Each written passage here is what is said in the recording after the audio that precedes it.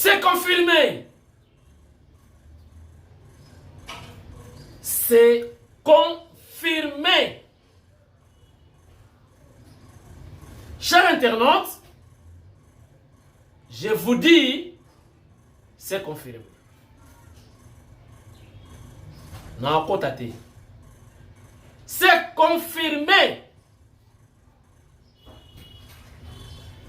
Bon week-end. Bonjour. Salut. Bon dia. Boya malamu. Welcome.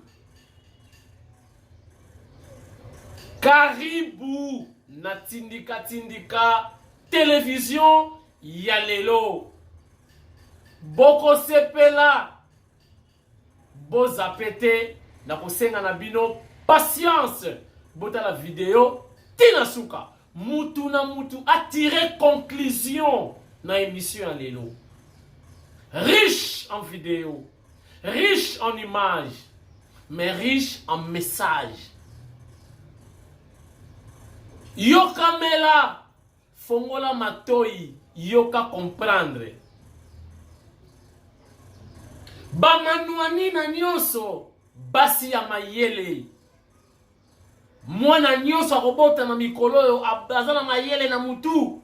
Bozo mwana bana ya mikemo mwana muke mayele ba question pour mapamba. Ye wana manuanina. Komelanga. Téléphone sala ki mwa mbriema. Ba numéro bele kimi. O comprendre yo mongoti. Na France, komelanga. Kozela tena koma mwana koma ezate. Ba numéro ebungi. Téléphone, iso ki mwa mbriema. Komelanga s'il vous plaît, o comprendre. Chers internautes, à la une, mais c'est une rumeur. Selon la rumeur, Balobi Vital Kamerhe, Premier ministre. Rumeur, hein, n'a confirmé et l'autre côté. Balobi Masola Mwezo Solama Lelo. Na huis clos ya lelo, réunion sommet en aparté en catimini, ya kobata ma ya nkuku. Entre la RDC, représentée par le Fumu Wadi Tunga, Fachi Beto, Mukwantombolo. Kenya, Uhuru Kenyatta. Ouganda, Museveni. Et enfin, le président mannequin, Munyarwanda. Huis clos. Entre-temps, les torchons brûlent, ou ça continue à brûler entre la RDC et le Rwanda.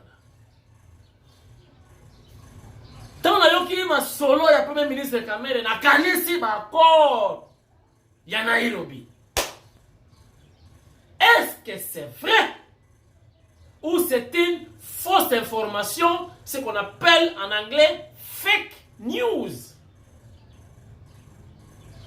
Chers internautes, laissez-moi le temps d'analyser si c'est faisable par rapport à ma quota, par rapport à l'union sacrée. Est-il possible que Kamerhe puisse diriger l'exécutif? Laissez-moi le temps. Chers internautes, hier, lobby oyo eleki, pour lobby ya lelo na lobby ya lobby na lobby eleki, na lingala lobby kaka. Yango na lobby oyo eleki. Donc hier, honte. Honte, c'est en portugais. Donc honte, c'est hier. En mariant, donc demain. Voilà.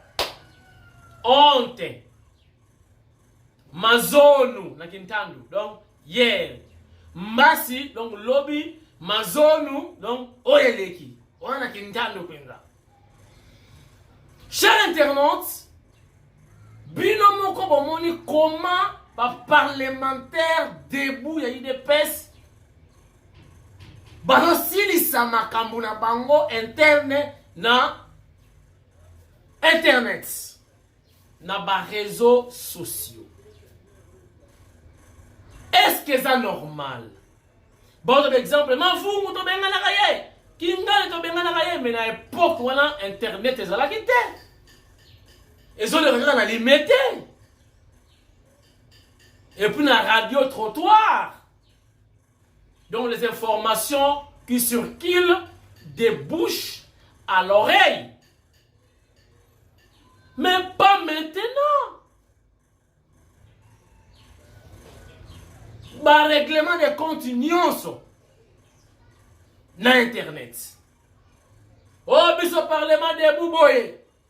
Tolobi secrétaire général Boye. Tolobi, mais non.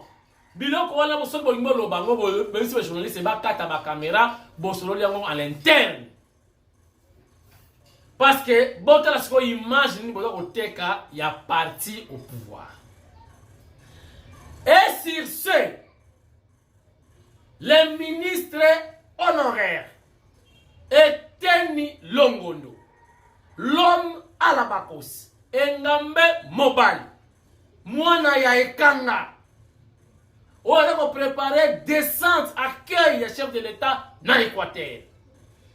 Alors, Biboui, Nabengisa, ba porte-parole nyons, ba communicateur nyons, ba parlementaire debout nyons, baya tosolola en famille, chez lui, à la maison. Chers internautes, bon, on appelle oh bazala quitté, tout le monde bazala quitté, bazala qui peut libre ya koyati.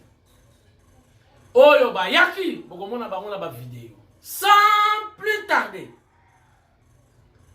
bolandango na bokebi, boyo kanenge le kaki na kocha commentaire mingi. Si je parle le même langage avec moi-même, les conseillers autoproclamés, indépendants, sans ordonnance, sans salaire du chef de l'État, Kamwasi Tshilombo,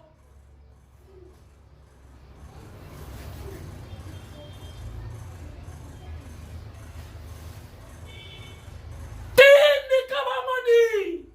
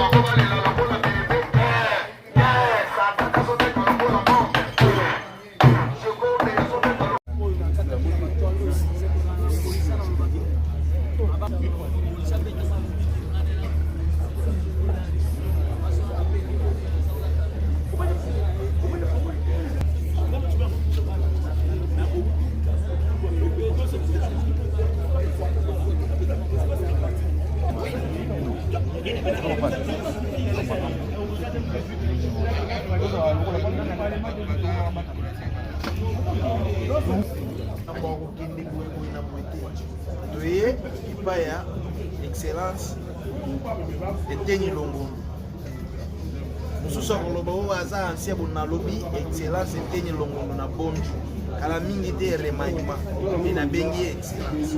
Yebiki azalaki afandi mais remaniement ezoya na bengi déjà excellence. C'est azalaki azali pe akozala. Akozala. OK. C'est l'homme de solution président Chris Katembo. Nasi na pesi déjà solution na makambo bato banda ko mitungisa woni ni bona bono non avant na muto zela ba biblie na tenir ses potes ya kosala fête fete ebandi na soki kwa honorer misusu balanda mpe baexemple abo epi bazalaka na kati ya parti baza te baoni bahonorer bakoni kosala misala esala oyo bazosala wana tozotalelaka bango ya liso likolo ya liso bientôt 2023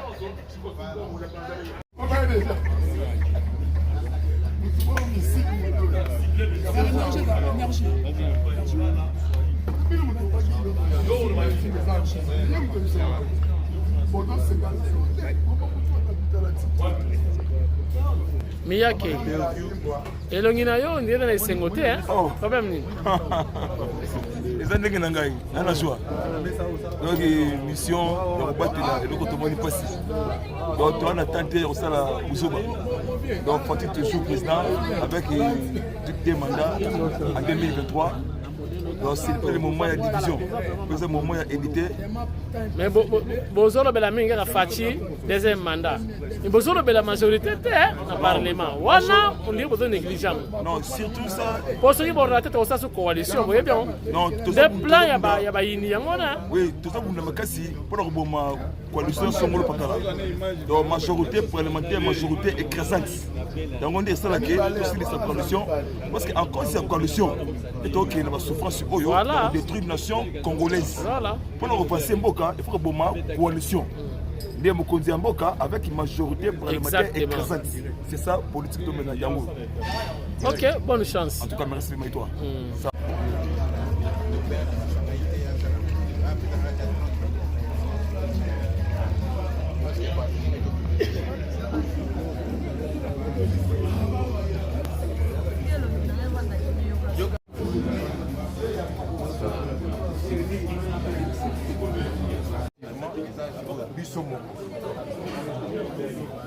na ndenge nini ekoma eteni afingi Armand afingi Théo afingi Bijou bafingi donc entre biso moko tokomi guerre sikoyo bato ya FPP bazotela biso na mosika parti ya bavoyu parti ya eloko wana ezokitisa biso nayebi ke bafrustration eza mingi ozwa parole te nayebi ke bafrustration eza mingi makambo ya misala efataka mosala susi ya parti parce que pour le moment qu'on le veut pas le parti ezobtenir mambo eza na biso na ndenge na somo eza toti na ndenge ya kalomba ekomaka ke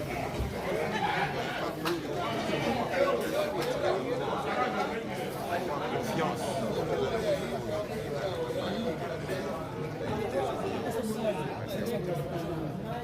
chaque tongo okendaka kolomba chaque tongo ngai na motema bato mosusu bamagasin wana bango bao bazomérite mais omona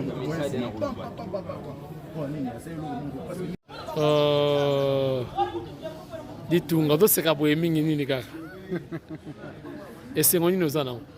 oui naza na esengo makasi pamba te napesi nano mbote baoyo bakozwa ta na bango balanda David Tonga Georges Beton grand pays invariable parlementaire debout baza koaccuse bino baza kofinga secrétaire général ya parti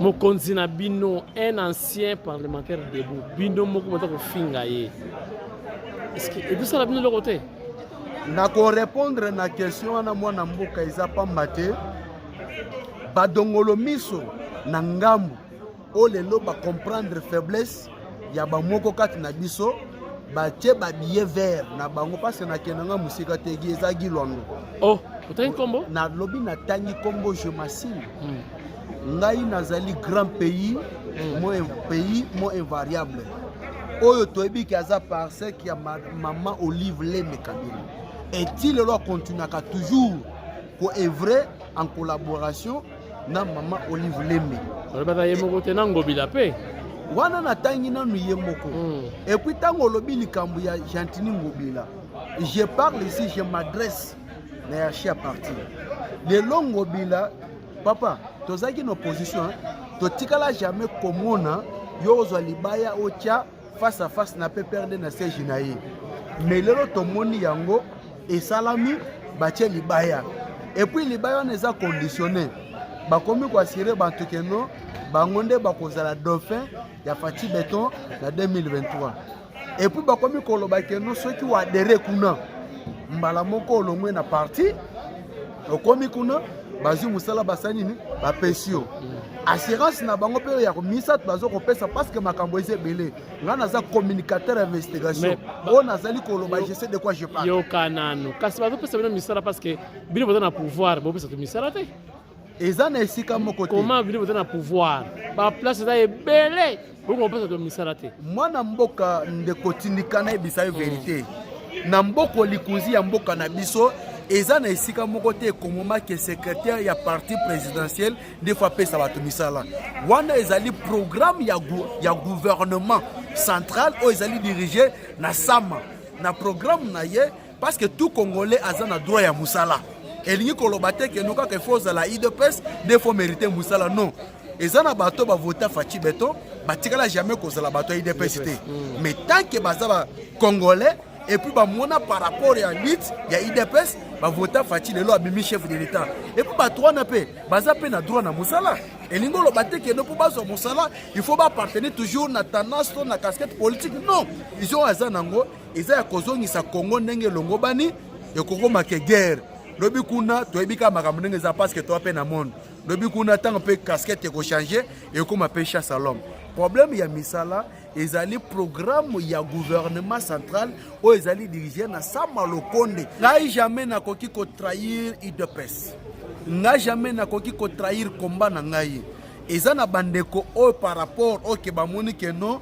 bazali acheté par billet nde bazali ko gâcher tout ça te kotia combat et puis bandeko wana bazali ko attaquer na CG eza bato oyo bapesi bango na mbongo bato PPRD oyo muto apesi mbongo wana eza Gilwando oyo azali ko assurer bandeko wana keno kala mingi te facha kozala te bango ba ko revenir na pouvoir c'est pourquoi moni bazo sala ba campagne na bango no surtout pourvu que non na 2023 facha bima comme chef de l'état mais bango ba garder toujours majorité pour facha kende na coalition ya ba combattant pour avenir à parti pour l'avenir à Mboka Lobi yango tokomaki apoto solo na biso o baike o tosutelaka mokonzi ya mboka pe na kati ya parti nde toyaki awa korépondre massivement elongo na bandeko nyonso po ete totala lobi na biso ekozala ndenge nini tomoni excellence ete longondo na makanisi ya kitoko oyo azali na yango mpona kosoutenir mokonzi ya mboka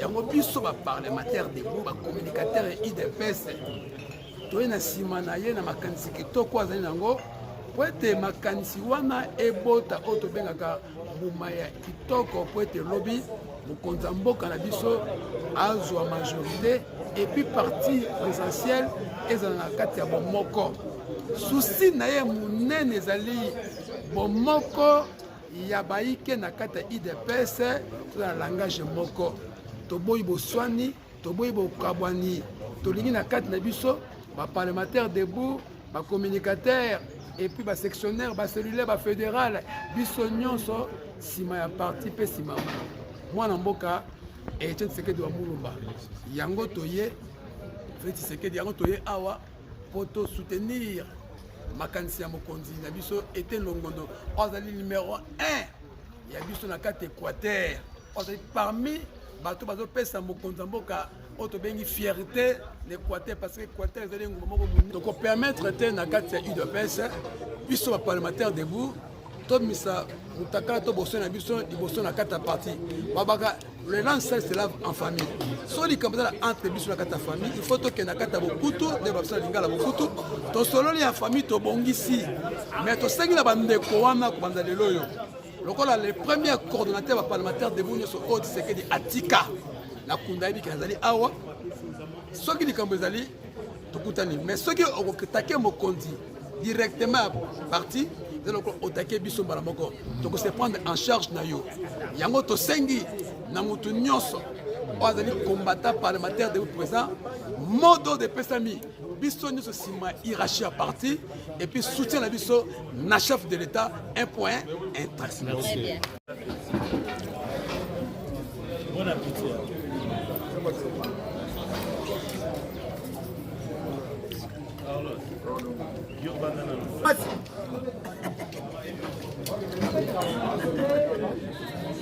Yoka son. Son. Oui. eyokani papika mwasi Wesa nini hao? bon naye na appel ya excellence moni abengi ngai na libifa nakoma voilà nakoki koboya te mwana mamba abengi ngai fali na ya nayeba donc likambo nini voilà Ayebisi oni. donc ye naza na plaisir tokutana voilà yango na ye nayoka excellence voilà Ba parlementaire ko ba ofinga ba konzi ya parti. Ba ça va bien? non bon ce n'est pas bien ce n'est pas bien Ce n'est pas eza éducation te moni mutu na mutu ezalaka peut-être bakosala mutu so akosala na copain mais na éducation toyebi Éducation de base. éducation de base mutu okoki kozala d'abord mutu aza liboso na yo okoki kofinga ye te faut respect voilà ce n'est pas normal ce n'est pas normal mon frère ce n'est pas normal. Merci Yokason, oyez moi retard mais to c'est belle présence na yo. Merci beaucoup mon frère. Bon Merci. appétit. Merci beaucoup. Merci. Nazori asosana ntaba. Merci son. Merci. Nous sommes de retour sur ce plateau mobile de Tindika Télévision. On a première partie. Vous savez, dans ma solo ce moment, mais na kati ya imwa nungu. Je crois que vous avez elongi moko ezawana, na kotanga komote na bato ce moment, ayaki po aben contredire la majorité. Il y a un bandima qui est battu en assez que le secrétaire général Augustin Kabouya ne soit plus minimisé, insulté à la télé ou sur internet.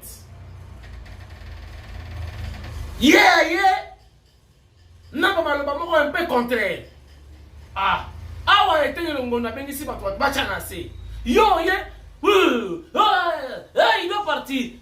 Et enfin, Eteni Longondo a décidé, après Sabatou, mot, il y a clôture, il y a au revoir, n'a pas de commentaire, Boyoka. C'est comme si Eteni Longondo pas si il a séparé la guitare de propos. Pour l'intérêt général, il y a parti, Oezali. Seconde famille. Pour après ma famille na biso biologique, IDPS et Sangisi biso to comme appelle famille.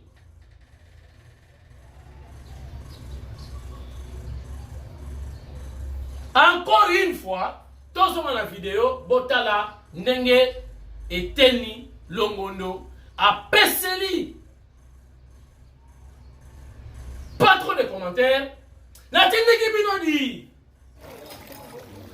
na remercier bino bandeko na ngai na ndenge boye kotala ngai na kati ya ndako na ngai. Nalingaki na louer salle na ndenge na yebisaki bandeko mosusu mais na lobiso na louer salle intimité wana familiale ekozala te.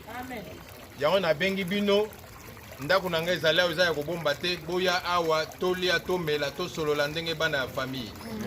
Tozoyokana? Oui. Soki na bengi bino lelo, c'est parce que tolinga te moi na kati ya parti na biso oyo ezala neti deuxième famille na biso en dehors ya ba famille biologique.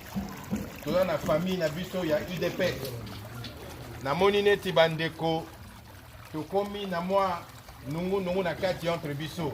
Tozoyokana? Oui. Na ndenge toza biso moko il faut toloba na vérité.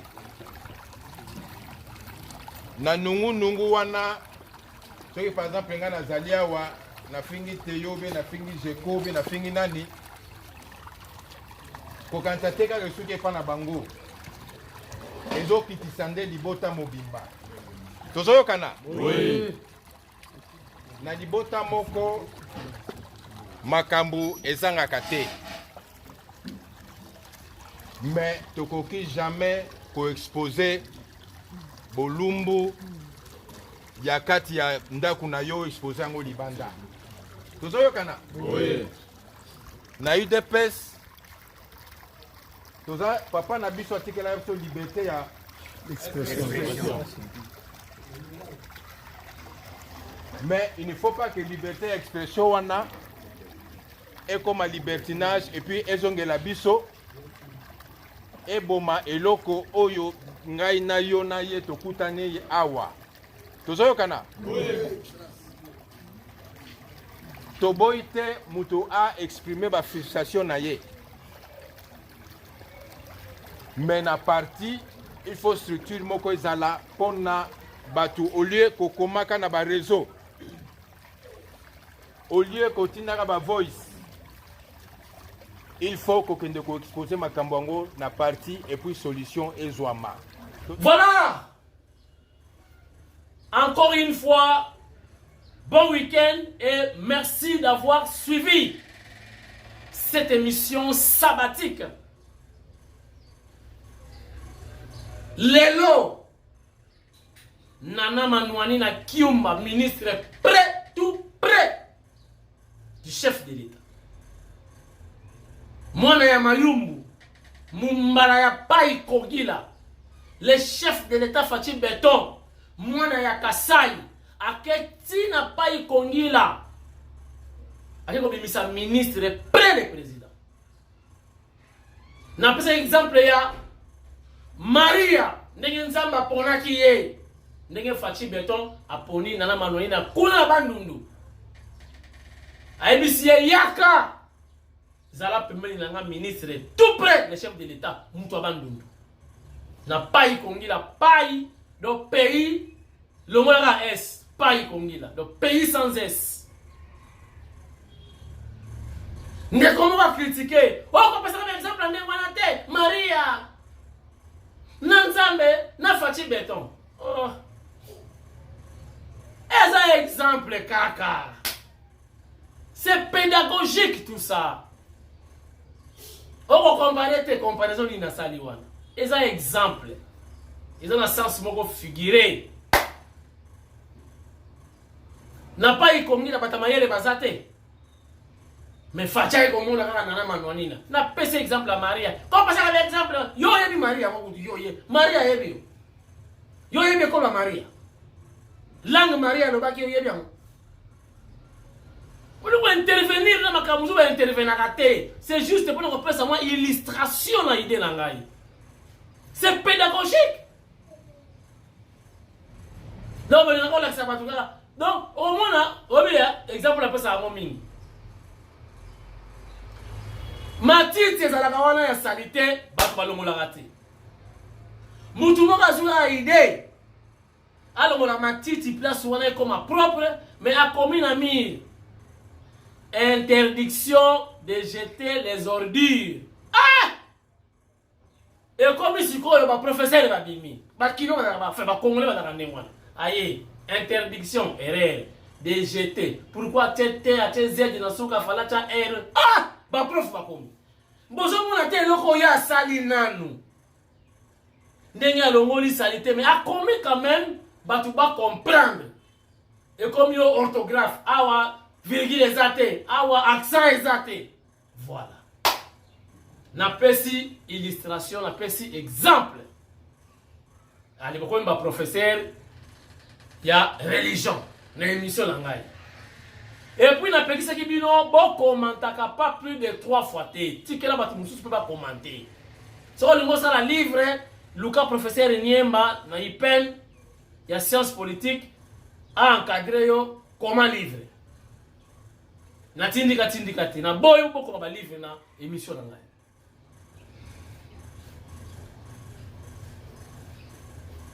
Alba na Belgique mutulanga Alba na bela yo yebi.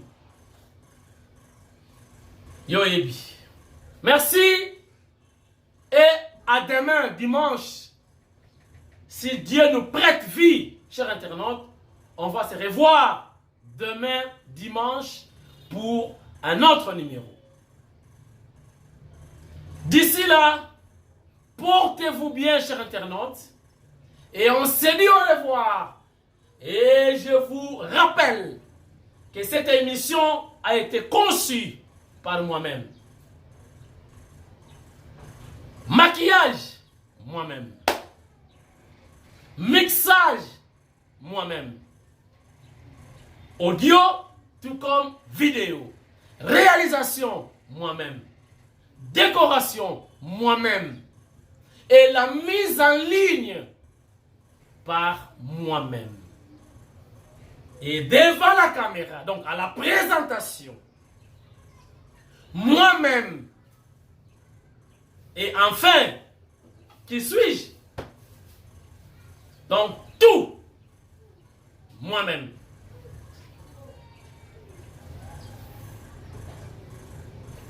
Goodbye. Nali Moui.